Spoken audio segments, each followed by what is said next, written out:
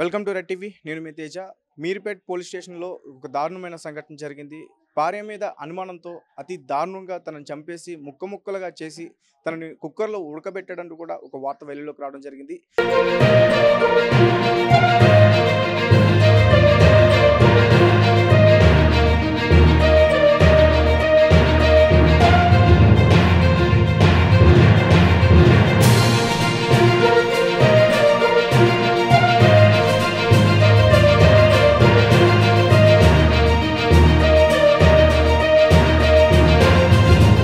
ప్రస్తుతం ఎక్కడైతే సిచ్యువేషన్ జరిగిందో అదే ఇంటికైతే నేను రావడం జరిగింది. సో పోలీసులు ఆల్రెడీ ఇక్కడికి వచ్చి కొన్ని ఇక్కడికి సంబంధించిన డేటా అంతా కూడా తీసుకుని, అలాగే ఫారెన్సిక్ రిపోర్ట్ అంతా కూడా కలెక్ట్ చేసుకుని ఇక్కడి నుంచి అయితే వెళ్ళడం జరిగింది. అయితే ఈ కేసులో సరైనటువంటి ఆధారాలు అయితే దొరకట్లేదు. ఎందుకంటే ఇప్పటి వరకు కూడా అంటే అతను చెప్తుంది ఏంటంటే తనని చంపేసి తర్వాత ముక్కలుగా చేసి ఒక కుక్కర్లో ఉడకబెట్టి ఎండబెట్టి దాని తర్వాత పొడి కింద చేసి చెరువులో పడేశానని చెప్తున్నాడు. అంటే ఆ కుక్కర్ని చూసినప్పుడు నాకైతే ఏమనిపిస్తుంది అంటే, సాధారణంగా ఈ ఇళ్లల్లో ఉండే కుక్కర్లు 5 నుంచి లేకపోతే 8 కేజీల వరకు మాత్రమే పట్టే అంత మాత్రమే ఉంటాయి. బట్ ఒక మనిషి శరీరం దాదాపు 40 నుంచి 80 వరకు కూడా కేజీలు ఉండే అవకాశం ఉంటుంది. మరి అంతవరకు కూడా అతను ముక్కలు చేసి కుక్కర్లో ఉడకబెట్టి ఎలా పడేశాడు, 2 బకెట్లో అంత శరీర భాగాలన్నీ కూడా ఎట్లా బట్టి అనేది అయితే మాత్రం పూర్తిగా తెలియాల్సి ఉంది. ప్రస్తుతం అయితే మనం ఎక్కడైతే అతను హత్య చేశాను తర్వాత తనని కుక్కర్లో ఉడకబెట్టానని చెప్తున్నాడు, ఆ కిచెన్ అయితే ఇక్కడనే ఉంది. ప్రజెంట్ అవన్నీ కూడా పోలీసులు అదుపులోకి తీసుకున్నట్లయితే తెలుస్తుంది. ఇదే ఇల్లు. బట్ అంటే ఈ కేసులో చాలా అనుమానాలు అయితే రేకెత్తుతున్నాయి. ఎందుకంటే ఇల్లుని చూస్తే ఇంట్లో ఆ విధంగా జరిగినట్టయితే మాత్రం అసలు కనిపించట్లేదు. అండ్ వీళ్ళిద్దరిది కూడా ఒకే ప్రాంతం. వీళ్ళిద్దరూ ఆంధ్రప్రదేశ్ నుంచి చెందిన వాళ్ళు. అండ్ ప్రకాశం జిల్లాలో వీళ్ళిద్దరిది ఒకే ఊరు. 13 ఏళ్ల క్రితం పెళ్ళి అయింది. 2 పిల్లలు ఉన్నారు. సంక్రాంతికి ఇంటికి వెళ్ళిన తర్వాత పిల్లల్ని అక్కడే వదిలేసి వీళ్ళిద్దరు ఇక్కడికి వచ్చారు. ఇక్కడికి వచ్చిన తర్వాత సినిమాకి వెళ్ళామంటూ కూడా చెప్తున్నారు. అండ్ ఎవరైతే భార్య ఉన్నారో ఆమె తల్లిదండ్రులు పోలీస్ స్టేషన్లో ఫిర్యాదు చేసిన తర్వాత ఇతని మీద అనుమానం వచ్చి ఇతన్ని ఫాలోఅప్ చేస్తుంటే భార్య ఇంటికి వచ్చిన తర్వాత మళ్ళీ బయటికి వెళ్ళిన సీసీటీవీ ఫుటేజ్ అయితే కనిపించట్లేదు. ఇతను అటు ఇటు తిరుగుతున్న సీసీ ఫుటేజ్ మొత్తం కూడా లభించింది. మొత్తానికి ఇతని మీద అనుమానం వచ్చి ఇతన్ని పోలీస్ స్టేషన్కి తీసుకెళ్ళి ఇతన్ని ఇన్వెస్టిగేషన్ చేస్తే పూర్తి విషయాలన్నీ కూడా చెప్తున్నాడు. సో ప్రస్తుతం దీనికి సంబంధించిన ఇంకా విషయాలు అయితే తెలియాల్సి ఉన్నాయి. అంటే మొత్తం ఇతను ఎక్స్ ఆర్మీ కాబట్టి ఇంటి మొత్తం కూడా బాటిల్స్ ఉన్నాయి,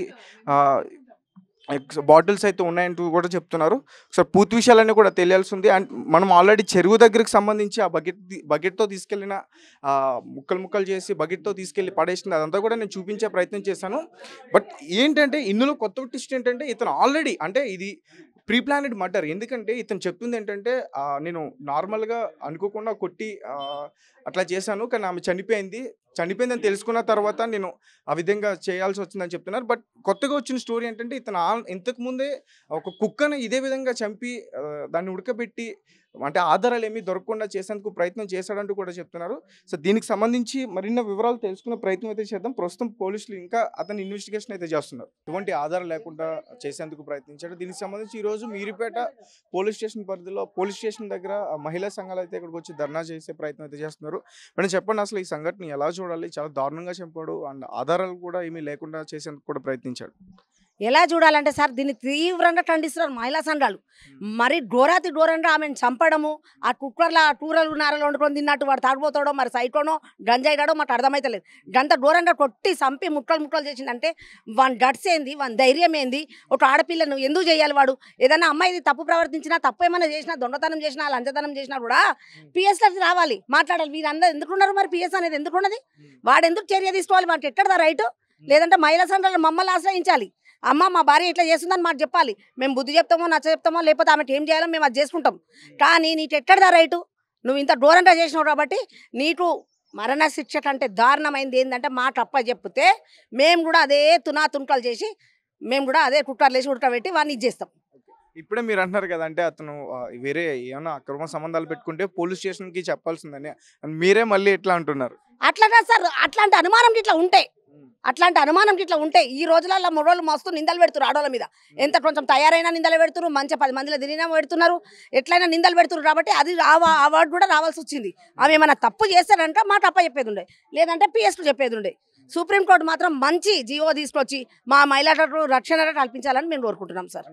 చేసిన హత్య చేశాను నేను ఒప్పుకున్నా కానీ ఈ ఆధారాలు ఏమీ లేవు కోర్టులో చూసుకుంటా అని చెప్పేసి అట్లా ఎట్లా ఉంటాయి సార్, ఆధారాలు బరాబర్ ఉంటాయి. ఒక చిన్న ఏలు కట్ అయితే నైఫ్తోని కూరగాయలు కోసుంటే నైఫ్ కట్ అయితే బ్లడ్ వస్తుంది. అంతగానం తునాతుంటలు చేసి ఇల్లంతా బ్లడ్ రాదా సార్? మనిషి రాదా ఆమెకు? ఎన్ని లీటర్ల బ్లడ్ ఉంటుంది? అది తప్పు సార్. ఆధారాలు ఉన్నాయి, అన్నీ ఉన్నాయి. ఇందులో పోలీసు వాళ్ళది ఏదైనా చెయ్యి ఉంటారంట, మేమైతే ఊరుకునేది లేదు. తీవ్రంగా ఖండిస్తున్నాం సార్. వారం రోజులు అవుతున్న బయటికి చాలా లేట్ గా వచ్చింది, ఎందుకు అనుకోవచ్చు? వాడంత మూర్ఖుడు సార్. మరి ఆ డోర్లు పెట్టుకొని వాడు ఎట్లా భరించుడో, వానికి ఎంత భయం రాలేదో, వానికి ఎంత సిగ్గు శరం లేదో ఇక మరి వాంది ఒక బతుకు అది. వాంటి కూడా అట్లా చెల్లెలు ఉంటారు, వాంటి కూడా ఇంకెవరన్నా ఉంటారు, తోబుట్టిన తోడు ఉంటారు. కానీ ఇప్పుడైతే మేము ఊరుకునేది లేదు సార్. మేము ఆ స్థాయికి వాళ్ళ ఇంటి దగ్గరికి వెళ్తాము, అది ఏందో తెలుసుకుంటాము. రాత్రి కూడా పోయినాము. రాత్రి మేము పిఎస్లో ఉన్నప్పుడే మా ముందెలా వచ్చిండో లొంగిపోయిండు. అతనే లొంగిపోయిందా? అనుకుంటున్నాం సార్, వేరే కేసు ఏదో అనుకుంటున్నాం. సిఎస్ మాట్లాడుతుంటే మేము వేరేది ఏదో అనుకుంటున్నాం, లేకపోతే మేము అప్పుడే పట్టుకొని తన్నేటోళ్ళం. మేము వాళ్ళ ఇంటి దగ్గరికి వెళ్ళి వాళ్ళందరినీ ఏందో వాళ్ళ బంధువులను, వాళ్ళ తల్లిదండ్రిని, వాళ్ళ పిల్లల్ని అందరినీ కలిసి దాని మీద సంఘటన చేసుకొని మా మహిళా సంఘాలన్నీ ఇటతాటికి వచ్చి వాడిని బరాబర్ శిక్షిస్తారు సార్. అంటే చాలా ఆధారాలు లేకుండా చేశాను అని కూడా ఎక్కువగా బయట వినిపిస్తుంది. మీరు అంటే ఒక దృశ్యం సినిమాలో వెంకటేష్ గారు ఎట్లా అయితే చేశారో అలా చేశాడనే వార్త కూడా బయట వినిపిస్తుంది. మీరు నన్ను ఏం చేయలేరు అన్నట్టు కూడా చెప్తున్నారు. దట్టు అతను ఎక్స్ ఆర్మీ రిటైర్డ్ అని కూడా చెప్తున్నారు. వాడు ఎవడన్నా రాని సార్, ఎక్స్ ఆర్మీ కాదు, సీఎం కాదు, ప్రధానమంత్రి కాదు, ఎవడన్నా రాని. వానికి ఎట్టడిది సార్ ఆ రైట్? వాడిని మాట అప్ప చెప్తే ఒక్క సెకండ్ చాలు సార్. మేము ఇంతమంది ఉన్నాం ఇక్కడ, తుంటలు చేస్తాం మేము. ఆ బాధ మాకు ఎంత బాధ అవుతుందో తెలుసా? తోటి ఆడపిల్లగా నేను బాధపడుతున్నా, వాడికి ఎక్కడదండి ఆ రైటు? వాడిని మాట అప్ప చెప్పాలని మేము కోరుకుంటున్నాం ఈ పిఎస్ నుంచి. పోలీసులు ఏమంటున్నారు? మేము లోపలికి వెళ్ళలేదు సార్, సిఎస్ఆర్ లేరు, వచ్చిన తర్వాత కలుస్తాం, గట్టిగా మాట్లాడతాం.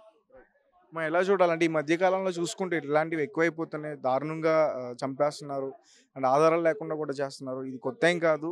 రీసెంట్గా మన హైదరాబాద్లో ఎట్లాంటి సంఘటనలు చాలాగా జరిగాయి. చాలా జరిగినాయండి. అక్కడ ఒక ఫస్ట్ చేసిన అతనికి శిక్ష ఇస్తే ఇతరులోడు చెయ్యడు. మెయిన్ ఆ కేసు ఫస్ట్ వచ్చిన కేసుని వాళ్ళు కరెక్ట్గా డీల్ చేసి ఇక్కడ రాదు, ఇక్కడ దాకా ఇంకా వేరే వాళ్ళు కూడా చెయ్యరు. అమ్మ నేను ఇట్లా చేసిన అట్లాంటి శిక్ష ఇవ్వాలి వానికి. అట్లాంటి శిక్ష ఇస్తే ఇంకో వేరే కూడా చేయడు వాళ్ళ భార్య మీద.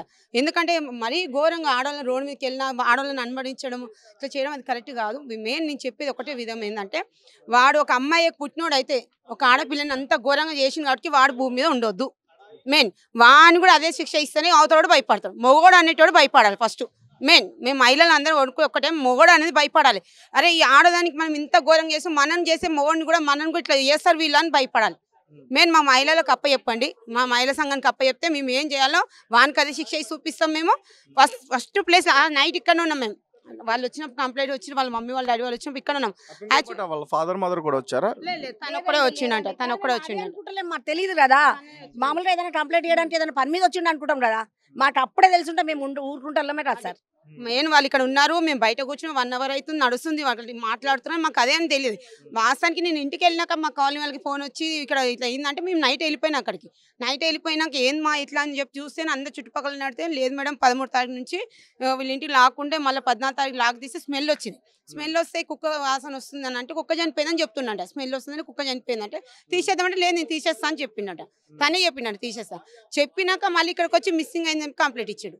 నీటిపల్లి పిఎస్కి వచ్చి మిస్సింగ్ అయింది కంప్లైంట్ ఇస్తే వాళ్ళు సీసీ కెమెరా చెక్ చేశారు. వాళ్ళు కూడా వాళ్ళ పని వాళ్ళు చేస్తున్నారు లేని, వాళ్ళు చేయట్లేదు. మనం వాళ్ళ పోలీసులు నానొద్దు, వాళ్ళ వరకు వాళ్ళు చేస్తున్నారు. ప్లస్ వచ్చేసి వాళ్ళు వెళ్ళి చూసి ఏందో అమ్మాయి లోపలికి వెళ్ళేదే ఉంది, బయటకు వచ్చింది లేదు. దాన్ని బట్టి వాడిని పట్టుకున్నారు. వాడిని కొడితే వాడంతా వాడు ఇట్లా చేసినా అని చెప్పిండు. వాడు నేను ఉడకబెట్టిన కుక్కర్ లాసి వాడు ఎంత మూర్ఖుడు అయితే చేస్తాడండి, ఎంత మూర్ఖుడు వాడు. అసలు వాడు పుట్టి వేస్ట్ వాడు భూమి మీద. అసలు బతకనియద్దు. అసలు వాస్తవానికి మాకు అప్ప చెప్పండి, మా మహిళలకు అప్ప చెప్పండి, వాడిని కూడా అదే శిక్ష ఇస్తాం. మేము మీ చేత కాకుండా మాకు చెప్పండి, మళ్ళీ మేము వాడి గురించి ఇక్కడ ఉండమన్నా ఉంటాం, దాన్ని కూడా చేయమని చేస్తాం. ఇక్కడ కూర్చొని వాడు మాకు అప్ప చెప్పేదాకా. చెప్పండి అంటే మీరు అసలు ఏ విధంగా చూస్తారు? సెకండ్ అండి, ఇప్పుడు మీరు అన్నారు కదా దృశ్యం సినిమా చూసి వెంకటేష్ గారి సినిమా చూసి ఆయన అట్లా అయిందా, లేదంటే ఇవి చూసి వాళ్ళు సినిమాలు తీసుకున్నారా అర్థమైతలేదు. ఇది పబ్లిసిటీ చేయడమా అండి, మూవీస్ తీయడమా? ఇప్పుడు మూవీ వల్ల వీడు ఇట్లా అయిందా, లేకపోతే వీడి వల్ల మూవీ తీసిండా మాకు అర్థమైతలేదు. మూవీస్ వల్ల మంచి అదేంటి వాళ్ళకి జనాలకి మంచి అదేంటి మన మెసేజ్ వెళ్ళాలి యాక్చువల్గా. బట్ మెసేజ్ వెళ్ళకుండా చంపడాలు ఆడవాళ్ళు అంటే అసలు మనుషుల్లాగా కనబడతలేరా మగవాళ్ళకి? అసలు ఏందన్నట్టు అండి. నేను అంటే ఆధారాలు లేకుండా చేయడానికి ఆ రకంగా చేశాడని అన్నా నేను. ఎలా ఆధారం లేకుండా కాదండి, మూవీస్ అంటే మంచి మెసేజ్. ఇప్పుడు గురుమూర్తి అనే వ్యక్తి కాదండి, ఆధార్ లేకుండా చేసిందంటే వాడు లాకేసుకుని లోపల ఉండి వాడు అంతా నీట్ చేసుకుని అంత ప్లాన్ తో ఉన్నాడు. వాడు ఎవరికి తెలుసు వాడు అట్లా చేసిందని? ఆధారం నాదేం దొరకొద్దు అనుకున్నాడు. అతను చేశానని ఒప్పుకున్నా గానీ లోకం మీద అందరికి వైఫ్ అండ్ హస్బెండ్ కి డిస్టర్బెన్సెస్ ఉంటాయి.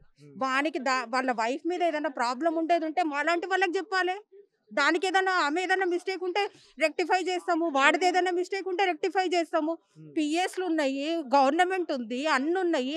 ఇవన్నీ పక్కన పారేసి కూరగాయలు కట్ చేసినట్టు ఆమెను కట్ చేసేసి కుక్కర్లో ఉడకబెట్టి అట్లా కాల్ చేసి వాటర్లో వేయడం ఎంత సైకోఫెలో అండి వాడు. మా మహిళా సంఘాల నుంచి వాడికి ఇచ్చే మెసేజ్ ఒకటే అండి, వాడికి ఇచ్చే పనిష్మెంట్ ఒక రేంజ్లు ఉండాలి.